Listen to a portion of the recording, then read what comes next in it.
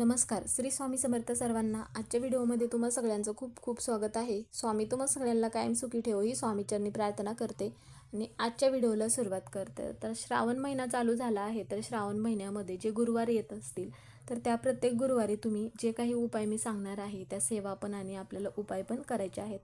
आपण श्रावण सोमवारचा उपवास करत असतो, त्याचबरोबर सेवा पण करत असतो. त्याचप्रमाणे शनिवारचाही उपवास करतो. म्हणून मग गुरुवारचाही ज्यांना शक्य होत असेल त्यांनी मग गुरुवारचा उपवास करायचा आहे, किंवा उपवास जरी नाही केला तर काही उपाय जे आहेत तर त्या उपाय आणि सेवा आपल्याला करायच्या आहेत. तर असा कोणता उपाय आहे की जो आपण करायचा आहे, म्हणजेच की एक नारळाचा अत्यंत प्रभावी उपाय आपल्याला करायचा आहे, ज्यामुळे तुम्हाला प्रत्येक कामामध्ये यश मिळेल, घरातील 7 पिढ्यांचे दारिद्र्य नष्ट होईल. तर त्याबद्दलचीच माहिती जी आहे तर त्या आपण आजच्या व्हिडिओमध्ये घेणार आहोत. व्हिडिओ शेवटपर्यंत बघा म्हणजे तुम्हाला माहिती पूर्णपणे समजेल. आता श्रावण महिन्यामध्ये येणारे प्रत्येक दिवसाला अत्यंत महत्त्व दिलं जातं, हे तर सगळ्यांना माहितीच आहे. कारण की भगवान शंकराची पूजा केली जाते आणि श्रावण महिन्यातील जे गुरुवार असतात तर ते भगवान विष्णूसोबत भगवान शिवशंकर बृहस्पती ग्रहांची पूजा केली जाते. ज्याप्रमाणे आपण श्रावण सोमवार, शनिवार, त्याचप्रमाणे श्रावण गुरुवारची ही सेवा आवर्जून करायचं आहे. आता कोणतंही व्रत आपण करत असताना गुरुवारी पूजा केल्यामुळे घरामध्ये आपल्या सुख समृद्धी प्राप्त होते. घरामध्ये कधीच कोणत्या गोष्टींची कमतरता भासत नाही. तर आता हे जे व्रत आहे तर श्रावण गुरुवारी आपल्याला काय करायचं आहे, स्वस्तिक व्रत हे केले जाते. तर श्रावण महिन्यामध्ये येणारा गुरुवार जो आहे तर या दिवशी आपण काही सेवा उपाय केल्या जात असतात. तर आता तुम्हाला पहिल्या गुरुवारी जर शक्य झालं नसेल तर हरकत नाही, पुढील जो गुरुवारी येईल त्या गुरुवारी पण तुम्ही हा जो उपाय आहे तर तो करायचा आहे. आपल्या घराची, आपल्या मुलांची प्रगती व्हावी असे प्रत्येकाला वाटत असते, म्हणून आपण कोणत्या ना कोणत्या सेवा उपाय हे करत असतो. आपण सतत धडपड करत असतो. श्रावण महिन्यातील येणारा जो गुरुवार आहे तर त्या गुरुवारचे अत्यंत महत्त्वाचे मानले जातात. भगवान विष्णू, माता लक्ष्मीचा दिवस हा मानला जातो. त्यामुळे मग आपल्याला काय करायचं आहे, गुरुवारच्या दिवशी आपण ज्या सेवा उपाय करतो तर त्याचं फळ आपल्याला नक्की मिळत असते. घरामध्ये पैसा टिकून राहत नसेल, आलेला पैसा खर्च होतो, कोणतीही तुमची एखादी इच्छा आहे, खूप दिवस झालं तुम्ही प्रयत्न करताय पण ती इच्छा पूर्ण होत नसेल, किंवा तुमचं एखादं काम अडकले, खूप दिवस झालं ते काम पूर्ण होत असेल, किंवा पूर्ण होण्यामागे काय ना काय अडथळे निर्माण होत असतील, किंवा तुमचा गुरुग्रह जो आहे तर तो मजबूत असेल तर आपल्याला प्रत्येक कामामध्ये यश मिळत असते. म्हणून आपल्याला गुरुवारच्या दिवशी काही सेवा करायचे आहेत. गुरुवार जो हा आहे तर धनप्राप्तीसाठी महत्त्वाचा मानला जातो आणि आपला गुरुग्रह जो आहे तर तो चांगला असेल तरच मग आपले सगळे चांगले होत असते. तर आपल्याला काय करायचं आहे, त्यासाठी चणा डाळ आपल्याला घ्यायची आहे. आता चणा डाळ जी आहे तर ती भिजवून घ्यायची आहे. तर त्यामध्ये किती घ्यायचं आहे, 11 चणा डाळ घ्यायचं आहे, ज्याला आपण हरभरा डाळ पण म्हणत असतो. आणि एक तांब्या भरून पाणी घ्यायचं आहे. त्यामध्ये आपण जे भिजवलेली चणा डाळ आहे तर त्या पाण्यामध्ये टाकायचं आहे. आणि एक पाणी काय करायचं आहे, पाणी असलेलं जे नारळ आहे तर ते नारळ आपल्याला घ्यायचं आहे. आणि जिथे कुठे भगवान शंकराचं मंदिर असेल, आता घराच्या जवळपास असेल किंवा जिथे कुठे मंदिर असेल तर तिथे आपल्याला जायचं आहे. मंदिरात गेल्यानंतर सगळ्यात अगोदर काय करायचं आहे, उत्तरेकडे तोंड करून बसायचं आहे आणि ओम नमः शिवाय या मंत्राचा आपल्याला जप करायचा आहे. आणि त्यानंतर आपण जे तांब्या भरून जल घेतलं आहे तर ते जल आपल्याला अर्पण करायचं आहे. आणि नंतर आपल्याला काय करायचं आहे, आपण जो नारळ घेतला आहे तर तो नारळ आपल्याला हातात घेऊन ओम नमः शिवाय असा मंत्र आपल्याला म्हणायचा आहे. मंत्र म्हणून झाल्यानंतर नारळ हातात घेऊन मग आपल्याला अर्पण करायचं आहे. अर्पण करत असताना नारळाची जी शेंडी आहे तर ती शेंडी पुढच्या बाजूने करून आपल्याला अर्पण करायचं आहे. आता बऱ्याच जणांना असा प्रश्न पडतो की भगवान भोलेनाथाला नारळ मग कशा पद्धतीने अर्पण करायचं आहे. तर आपण आपल्या हातामध्ये नारळ घेतल्यानंतर जी शेंडी असते तर ती शेंडी जी आहे तर ती पुढच्या बाजूने करूनच अर्पण करायचं आहे. आता नारळ जो आहे तर तो फोडायचा नाही, कारण की मंदिरात गेल्यानंतर आपल्याला असे वाटत असते की आपण नारळ फोडला तर चालेल का, त्यामुळे मग चुकूनही नारळ आपल्याला फोडायचं नाही. फक्त आपल्याला नारळ जो आहे तर तो अर्पण करायचा आहे.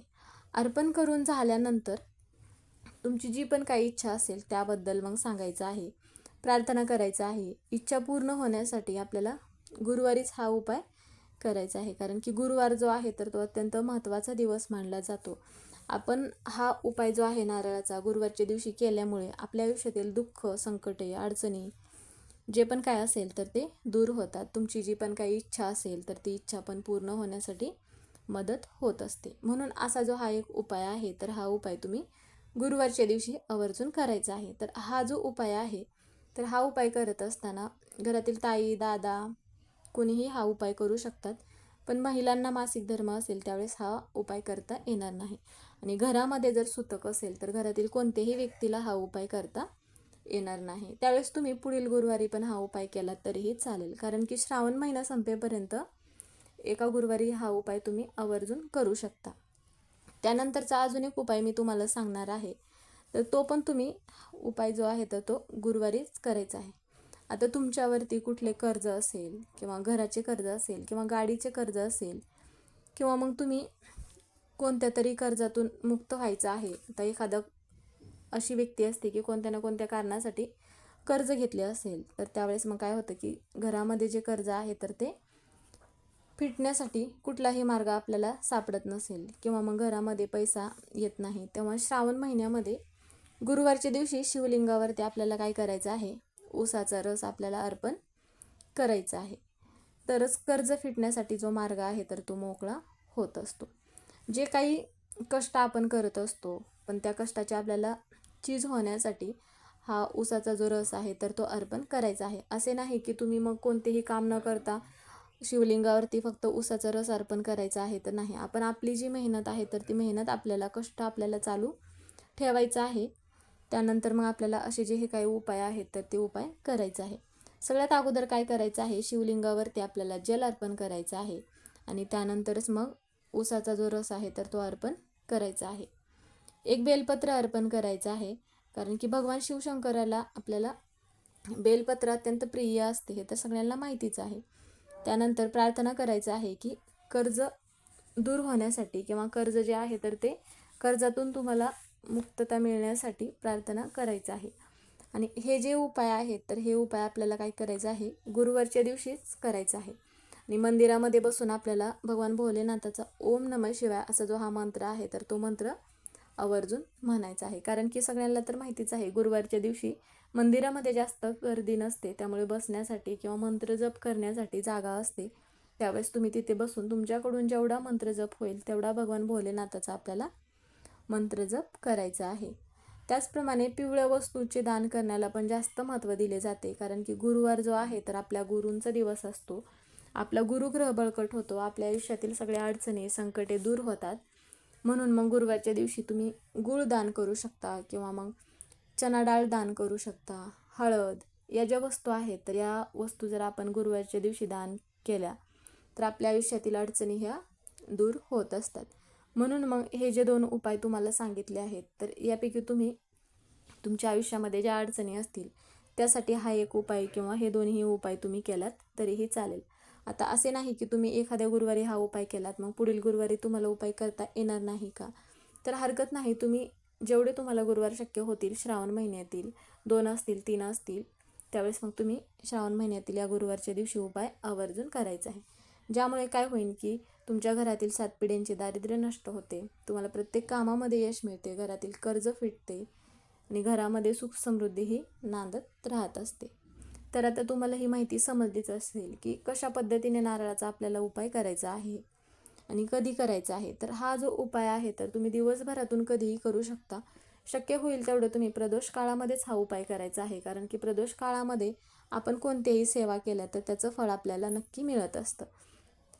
तर मग व्हिडिओ तुम्हाला आवडला असेल तर व्हिडिओला लाईक करा, चॅनलवर नवीन असाल तर चॅनलला सबस्क्राईब करा, व्हिडिओला हाईप करायला विसरू नका, कमेंटमध्ये ओम नमः शिवाय हे लिहायला विसरू नका. व्हिडिओ पूर्ण बघितल्याबद्दल धन्यवाद.